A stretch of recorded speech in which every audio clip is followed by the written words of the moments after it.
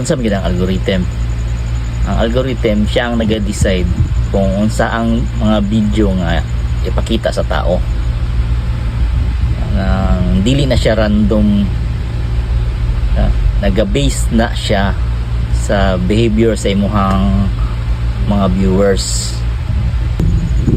Na siya itulog kadako nga factors. Number 1, ang click. Pag daghang tao nga mag-click sa imuhang video, isipon na ni algorithm nga interesting ang imong video. Unang mas ipakita pa na niya sa uban ng mga viewers. Number 2, ang watch time. Muna kung magdugay tanaw ang mga tao sa imong video, maabot siya 30 seconds to 1 minute or manon yun niya imong whole nga video, ang mahitabuan na una-unaon ni algorithm nga nang guwapo ang imong content mo nang i-recommend bagid niya sa kuan, sa daghan ng mga viewers, sa daghan ng mga audience.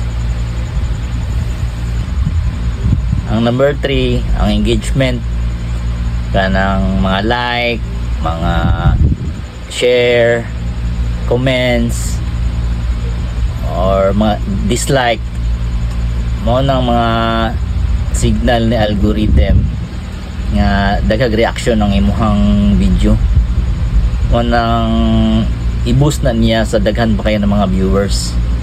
Mo nang mo tong tulo ka factors nga importante kayo: ang click, ang watch time, o ang engagement. Daghang salamat sa pagtanaw. Ang focus na ko sa next na kong mga video nga mahatag sa mga content creators kung unsa gitong mga advantage or mga dapat natong buhaton para mag-grow po ang atong mga page, kanang maka-income dito sa itong mga content. Kay more man yung purpose na to, magkuanta content creator ta, isa man na nga ka-income dito. Mo nang sa sunod na mga videos mag-search pa ko, kamutan pa na ko nga makabuhat ta og mga videos nga makatabang sa inyo. Dali lang, daghang salamat.